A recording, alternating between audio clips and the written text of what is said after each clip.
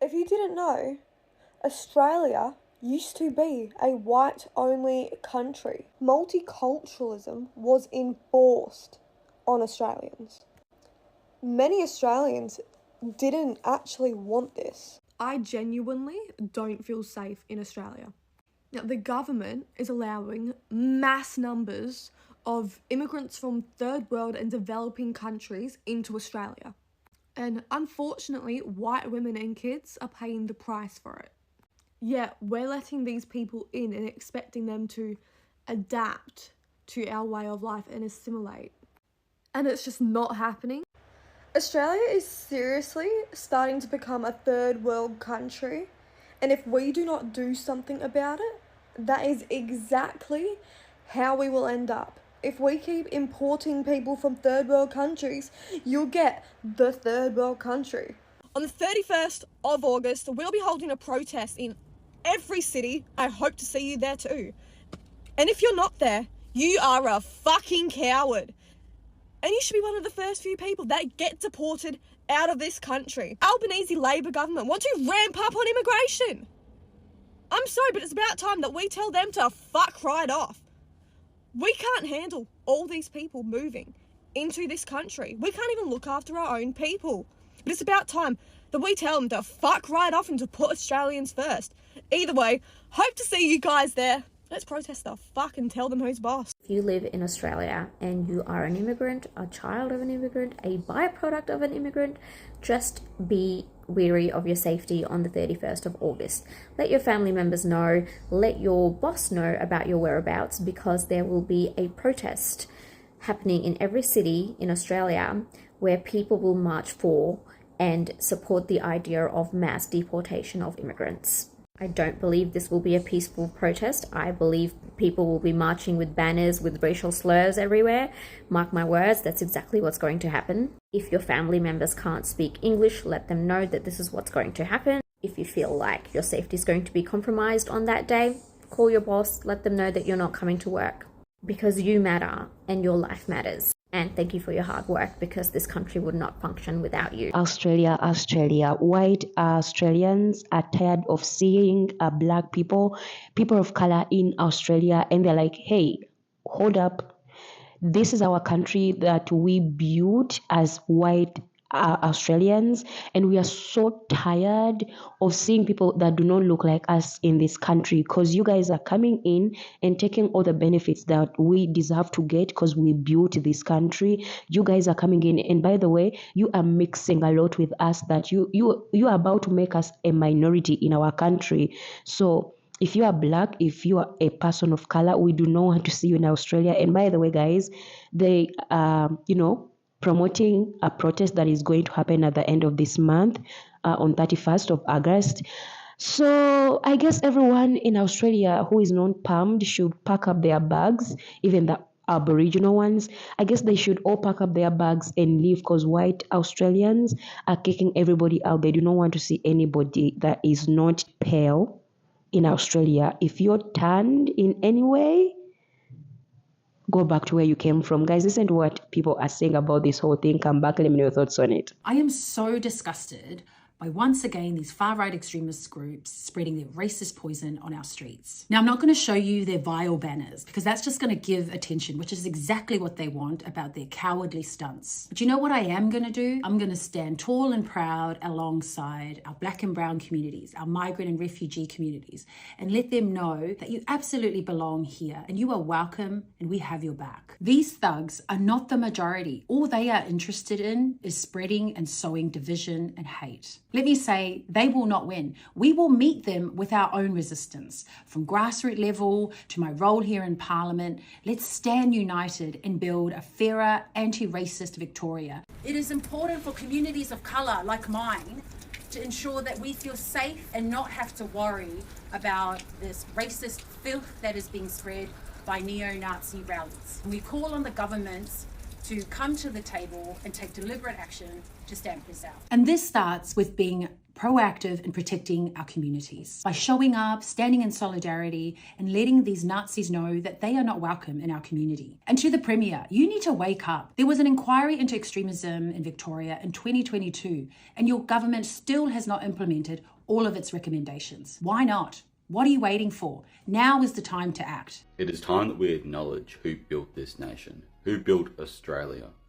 It was not the Indians, it was not the Chinese, it was not the Aboriginal. This is what we call white supremacy dog whistling content. This romanticization of white nationalist nostalgia, linking Australia directly with an era that it no longer is connected to.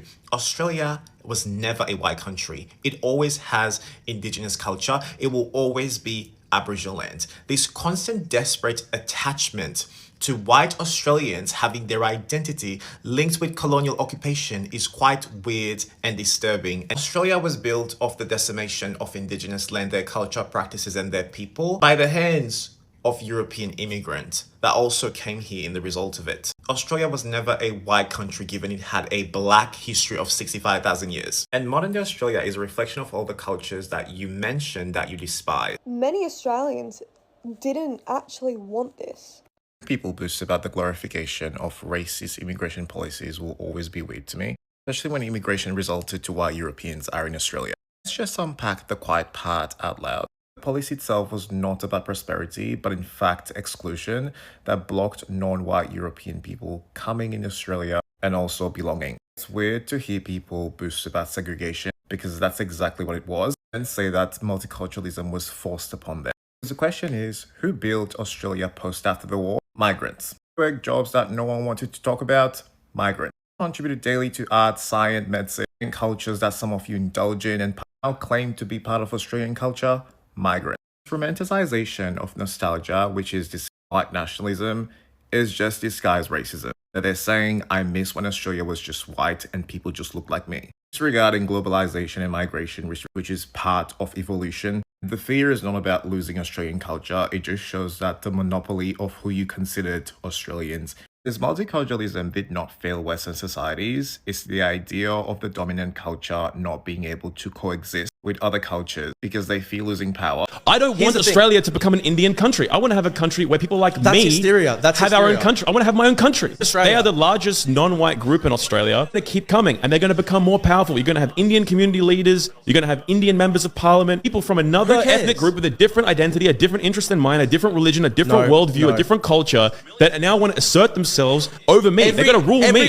Do you reckon he's afraid of Indian people? Nah, he's not afraid. Wanting to uphold whiteness. He's going to say every country has a skin color. Australia's skin color is white. Is this free speech or is this hate speech? When people say that stuff, you know they're trying to keep you in some sort of rule boundary. Do you think they were trying to hear out the indigenous African nations on the west coast of Africa when slavery was there? I've noticed something about racists. They know when to be diplomatic. They know when to be ruthless and hateful. And they jump in between at any time when it serves their means. Imagine waking up and just hearing, Indians this, and they look like that. Keep in mind that they're the ones who've been colonized, or they're the ones who've been through the hardship, and coming into your country legally, participating and working hard. Everyone has Indian friends, you know they work hard. You go to Australia Day, you see Indian people out there, they're supporting Australia, they're doing the most. But for someone who is quote unquote Australian to downplay their existence and not want to give them a piece of the pie because they're going to bring their culture and their mindset, and that's not the Australian way. So what is the Australian way and what is an Australian? To be inclusive and understanding and hold the values of this space and this land, uplifting people and great humanity, or is it meant to be white and it's meant to be only for people who look like him? Just because somebody's an immigrant doesn't mean they can't have political opinions. Yeah? Okay, I'm going to say it again. Just because somebody's an immigrant doesn't mean they can't have a political opinion. Why do people have this obsession in Australia specifically of downplaying immigrants by telling them just to go back to their own country if they don't like Australia so much whenever they bring up something about Australia that can be improved? I've seen too many comments of people telling immigrants, oh, if you hate Australia so much, if Australia's so bad, go back to your own country. Why are you guys not be open to improving the country? When people bring up the nuances or the bad sides of Australia, people are like, oh, just go back to your country. No. How about, you know what's funny to me? Whenever these people say that, they are the same people that came here and unalived millions of Aboriginal people, millions, displaced them, literally tortured them, yeah? And they have the audacity to tell us that we shouldn't be here and we should go back to where we're from. People of color who have worked to get into this country. It's not easy to get into Australia, by the way. A lot of you guys want to blame immigration on the housing crisis. I'm going to call out some of you guys. Some of you guys haven't done research. Because if you did do research, you would know immigration has little to no impact on the housing crisis. And I'm going to call out some more of you guys. A lot of you guys are just broke. There, I said it. Some of you guys simply just don't have the means. You guys just want to make every excuse to demonize people of color in Australia, and it's so telling. And it's rooted in jealousy, irrational fear, this insane entitlement that you guys think that you're better than other people when you're not.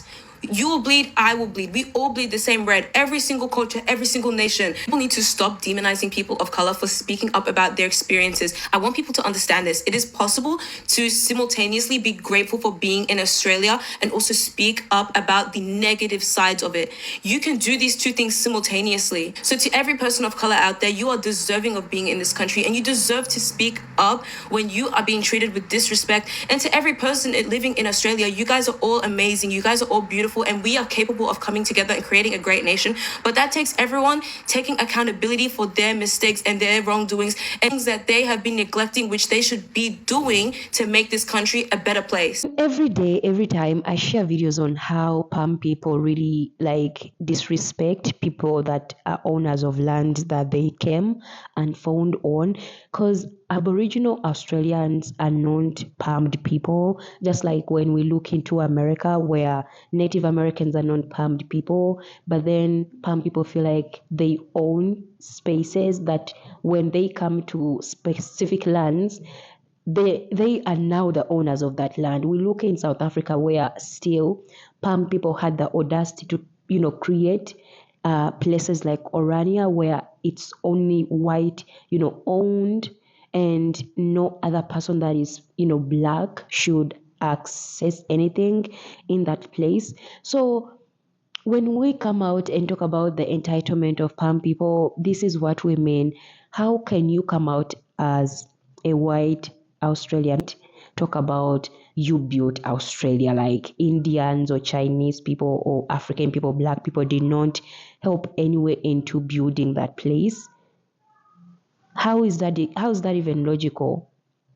How do don't these people really look into history books and learn anything, or they don't look around their environments and look at the big picture that their countries are built because of immigrants or people that are not palmed, and those lands don't even belong to them? I don't get the sense of it. Like, how can they skip everything that makes sense and just stick to we are the owners of these lands, the lands that they came and just settled on, lands that they came and actually not even settled on, invaded? Because Aboriginal Australians should be the ones to go on the streets and talk about these things like, hey, we've been stretched enough, we've been pushed enough to the limit, like we want everybody out, and the first people to be leaving should be them. But no, they feel like wherever they are, they belong there, and they have every right as possible to talk about other groups of people. And the man that was talking about,